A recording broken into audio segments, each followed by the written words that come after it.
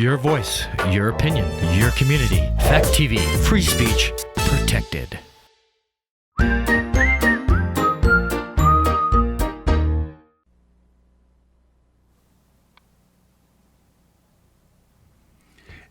Is Willy's Wonderland a Five Nights at Freddy's movie?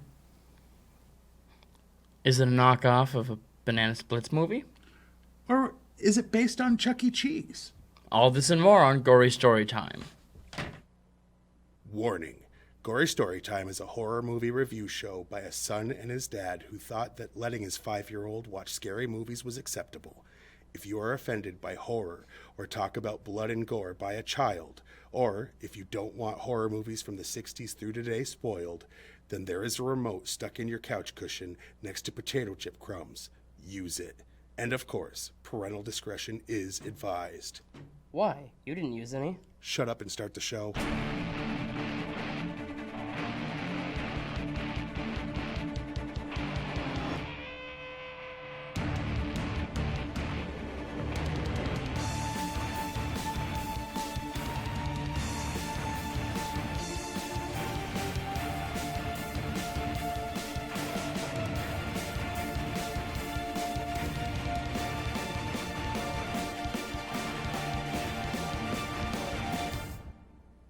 Welcome to Gory Storytime. I'm your host, Jason. I'm his co-host and father, Craig. And this week, quickly, actually, before we get into that, I'm going to answer those questions from previous.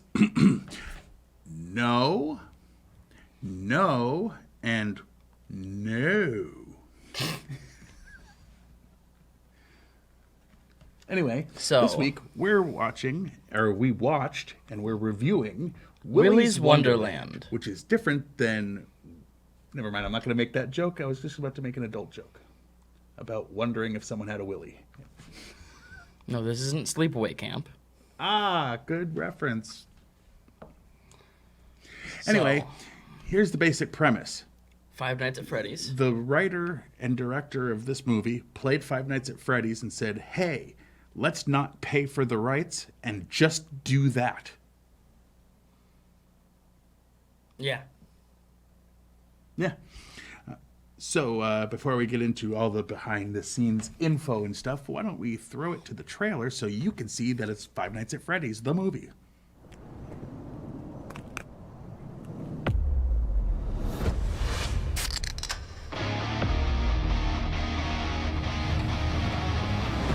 Welcome to Willy's Wonderland. Spend the night cleaning Willy's Wonderland, and I will pay to have your car fixed. Deal? You are officially on staff. Let's get the hell out of here. I can't stand to hear a grown man scream. This place has a dark history. I know the bullshit story they told you. It's a lie. You're here to be a human sacrifice. Have you been listening to a word I've been saying? He's gonna die in here, but he won't listen to me.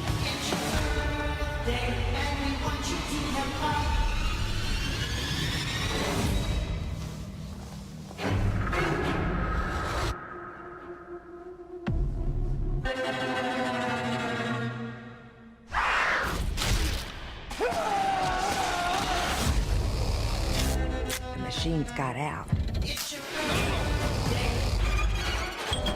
Nobody is safe. Put your balls on, Evan. We're going to Willy's. He's not trapped in here with them. They're trapped in here with him. It's your birthday, and we want you to have fun. It's your birthday, so let's party. It's birthday time. I enjoy a man of few words.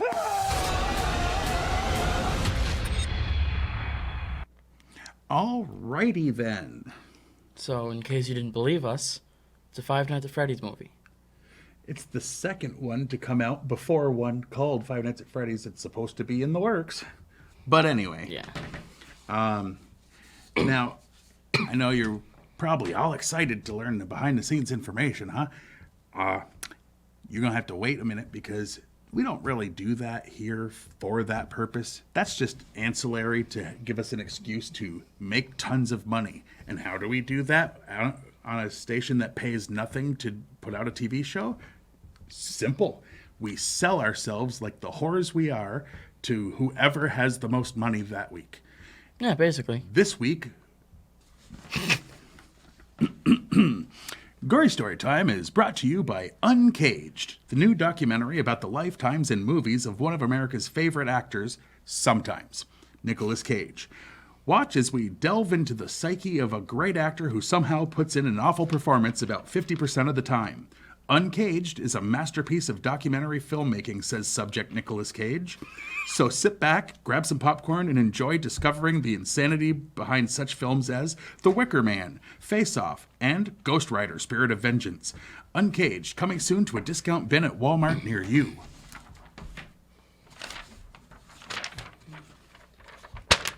And by Killin' It, the new video game from GST Games. Killin' It is an open-world game in which you murder anyone and everything you see. Satisfy your bloodlust by beating children to death, shooting puppies, and the ever-popular prostitute slaying to keep you from paying. Oh, no need to worry about stupid missions with Killin' It. With Killin' It, you just kill, kill, kill. Coming soon. Killin' It 2, Electric Boogaloo. Yes. You all right? Electric Boogaloo? That is the only name for that sequel. I mean, all right. So I will start with some of the behind-the-scenes information, or as you like to call it, The meat and beef of the show. That is correct. Nicolas Cage improvised the pinball dance. And I'm going to guess all of his dialogue. All right, hold up. You're reading it wrong, because that is mine. Oh, oops. So Nicolas Cage improvised the pinball dance. And most of his dialogue in my guesstimation. See, I'll still make the same joke. You'll get that if you watch it. Fine. Punch, the fictional energy drink Nicolas Cage's character drinks in the movie, has the text, "A fistful of caffeine for your kisser," on the can. Oh, yeah. The screenplay was high on the Blood list, a list of highly anticipated genre scripts. The movie's name changed from Wally's Wonderland to Willy's Wonderland. But what about the part when it was Five Nights at effing Freddy's? See, that was scrapped because they didn't own it. Liv's line, "He's not trapped in there with them, they're trapped in here with him," is a reference to Rorschach from Watchmen. Or 100 other things that have done that, you said. Yeah, it's like A Bronx Tale. A Bronx Tale had that concept. The 1,000 movies where there's one badass guy. Mm-hmm. John Wick. I mean, did it in all of his movies. Basically. Nicolas Cage produced the movie as he was very protective of the script. Right. Yeah, he certainly wouldn't want anyone to take this idea and make a movie about it. Right. According to the director, Kevin Lewis, the movie is Pale Rider versus Killer Clowns from Outer Space. Despite similarities, it is not a Five Nights at Freddy's adaptation. I added the quotes. Yeah. The look of crocodile animatronic was inspired by a Russian cartoon called Cheburashka. Now, quick question. Is crocodile animatronic the same as like the Crocodile Hunter or something? Crikey! There's a crocodile and it's robotic. That'd be horrifying. That was the worst sidebar ever. That's not true. It's down there, though. It is. The director, Kevin Lewis, credits Panos Cosmatos behind the Black Rainbow as an inspiration. Panos worked with Nicolas Cage on Mandy. So, did Panos create Five Nights at Freddy's in because then I can see the 2011 or whatever it inspiration. was. According to props department, the character Kathy, played by Kaylee Cohen, chewed over 81 pieces of pink chewing gum throughout the course of filming. And Gross? Nicolas Cage chewed through all of the scenery. Why? Chewing. Do you not know that? Oh, no. Not like. Oh my God. One of the producers, Grant Kramer, the actor who played Mike Tobacco in Killer Clowns from Outer Space, one of the producers is The actor who Grant played Kramer, Mike Tobacco. the actor who Okay. played Mike Tobacco. There we go. All the words in the correct order, yes. sort of. When the trailer was released, several fans of the extremely popular horror video game Five Nights at Freddy's, which has a movie version in production from director Chris Columbus, pointed out how the plot for this film is the exact same as Freddy's. People are attacked by animatronic characters at a Chuck E. Cheese type restaurant. I mean, yeah. This is Nicolas Cage's 9th horror movie after Vampire's Kiss, not a horror movie. Nope. Wicker Man, not a good movie. Season of the Witch, Drive Angry, Pay the Ghost, Mom and Dad, Mandy, and Color Out of Space. Most of those I haven't seen, but you should watch Vampire's Kiss. It's a comedy, but, Right. you know. Christian Del Grosso, Cal Cadlick, and Kaylee Cohen lived together for a month while filming. All right. Director Kevin Lewis was struck by Emily Tosta's unique combination of toughness and sensitivity and knew immediately she was perfect for the role of Liv. Actor Christian Del Grosso auditioned for the role of Evan and did a chemistry read for the role of Bobby until he was eventually cast as the character Aaron. Prior to this movie, director Kevin Lewis had not directed a project since 2007. Of those, the highest rated on IMDb as of July 2020 is The Method, with 5.1 out of 10. So his highest rated... Is at about 50%. Yikes. Kevin Lewis's favorite Nicolas Cage movie is Vampire's Kiss. Nicolas Cage was intrigued by the idea of making a movie without any speaking lines. So, Nicolas Cage has no speaking lines. those are two separate facts because people don't read when they add to the IMDb facts list. I now see why he was so protective over the script. It's because he didn't want people finding out he doesn't talk. And that's where my joke comes in of he came up with all his own dialogue. Which was once in a while. Not even much of that. So, what would you say your favorite Well, thing is? See, my favorite thing is talking about Rotten Tomatoes. Fine, let's talk about Rotten Tomatoes. I knew what you were doing. So Rotten Tomatoes, they take the scores of a bunch of critics and put them together to make one All the critics that they accept. one melted into one number. And It's the just critics, a percentage of positivity. well, their positivity is a whopping 61%. And for some reason, the people who usually do like horror and comedy better liked it better. Shocking. 71%. Right. Yeah. Now, out of all of the things that happened in the movie, what was your favorite? Honestly, probably any scene between Nicolas Cage and anybody or anything else.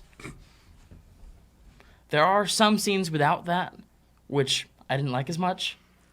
But basically, every time he's on the screen doing something insane, that. You liked that, huh? Oh, yeah. All right. Well, I'm going to say my favorite thing was that they changed the story as to why the things were killing people so it wasn't Five Nights at Freddy's. Because why would they... I mean, that'd be like saying Honestly. Brightburn was a Superman movie. Oh, wait. Brightburn was a Superman movie. I have to go back and unreview that. The way no. Right. What was your least favorite part? Honestly, my least favorite thing about this movie is that it's not just Five Nights at Freddy's. because that bothers me. Everything about it is Everything is Five Nights at Yeah, Freddy's. It really is. The story is Five Nights at Freddy's. The explanation is only slightly not, and that's because they changed the names and the name of the place to not be sued. I mean, Otherwise, this is almost identical to the story told in the 2014 first Five Nights at Freddy's. pretty much. My least favorite part is Nicolas Cage every time he had to take a break and take a drink. He had an alarm that would go off on his watch, and it was funny a couple times. But you know those jokes that people run into the ground? Like when I say that these are real commercials that we do? You know, the jokes that I put in there? I don't know what you're talking about. Kind of like that. It's like they get run into the ground. They're not really funny, but they just kept going because people were used to it. Kind of like calling it the meat and beef. I don't know what you're talking about. It was never funny, but we sure cling to it, don't we? I don't know what you're talking about. Anyway, so Highlights of our it just show. kept cutting and cutting to him having an alarm go off, stopping in the middle of a battle with something trying to murder him. He'll stop and go drink a drink and play pinball. Pinball, yeah. And I honestly it was think too many times. that is some of the best that he did in this movie was going and playing pinball. There you go. Some of the best things he did was my least favorite part. Don't listen to him.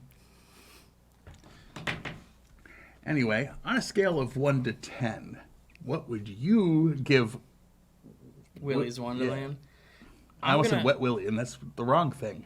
Uh, Slick Willy, he used to be Right. president. I'm probably gonna go with a 7.5. Really? Yes, Have you suffered brain trauma since the last episode that we've done? probably. Who knows? That's Because I'm trying to figure out where in the world you think 7.5 belongs to this film. the only reason it's so low is because it wasn't really a horror movie, and we're supposed to be reviewing this as a horror movie. I mean, it was murder and death and blood and... Okay, so was Deadpool. Are we reviewing that next week? No. Coming soon. I think that this Talk movie... nerdy to me, remember? Oh, yes. I think that this You'll movie... get that joke. Probably never, because the chances are you'll never watch the thing that joke was made in, because... Because you're not watching this. Pretty much. So anyone out there that's not watching this, how did you know I said it?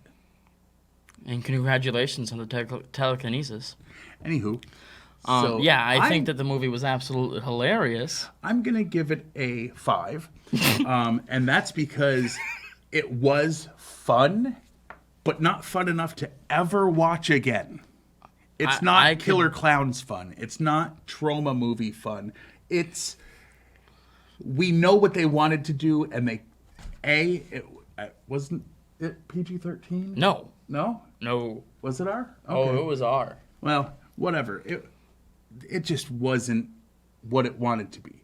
It was everything Five Nights at Freddy's, the movie, should be, except for Five Nights at Freddy's, and that ruined it for me.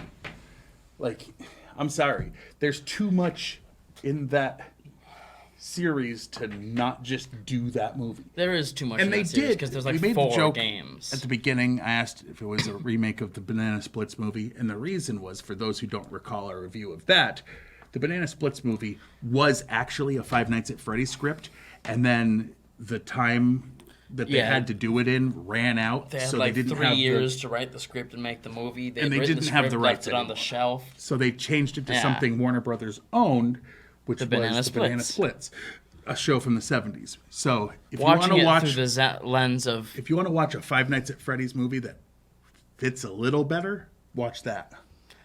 I wouldn't say fits a little better. I liked it better. It was better than this. I think if you cut both of the movies up and put them together, that you could probably find somewhere in there the actual Five Nights at Freddy's movie. Well, we'll see when Chris who did the Columbus- first couple of Harry Potters. So I mean, So he's good, he can handle a big budget. I'm assuming they're throwing that at it. probably. All right. So if you, if like me, you don't care what he thinks about things, the movie is up on Hulu, and you should watch it if you have that ability. And if you like good things, watch something else. now all the stuff over there. Yeah, That's okay. the stuff. So you could watch this show on Fact TV channel 1076, Thursdays at 8:30 p.m. and Fridays at 7 p.m. You can check us out on Facebook, and like I always say, I don't just mean us as in Gory Storytime. I mean, sure, you can, but also you can check out, Fact TV. And if you're doing that, you might even be seeing this streaming live right now. And if so, Hey. hi, you're our viewer. Right, our singular. Anywho, You can go to factate.com, yeah, you can do that. watch a bunch of the back episodes of this because it's a great show. It's your favorite show that you ever watch. And you could watch all the other stuff that they have up He's there. saying that because he's going to watch it later and he wants to remind himself that this is his favorite show. But considering he also gave 7.5 to this movie, Maybe. take that with a grain of salt. And a shot of tequila. And a lime wedge. Okay. You can follow us on the Twitters. Yes, I am on the Twitter at Craig Jakes, all one word, all lowercase. And I am on the Twitter as him at Jiggly Firmbrain. Yeah, he just quotes me. And that's about it for this week. Oh, you can also check out my YouTube channel. It's Juggalo Jakes, all one word. Or if you type in Gory Storytime, you'll find episodes that I Uploads have up from there. us, You'll have uploads from him. uploads from Fact TV. So you can watch a bunch of back episodes up there, too. Oh, yeah. But until next time, I'm your host, Jason. I'm his co-host and, more importantly, his father. It's important that I'm your father. Without me, you wouldn't be here. And your name is? I'm sorry. Oh, Craig. Sweet Sweet dreams.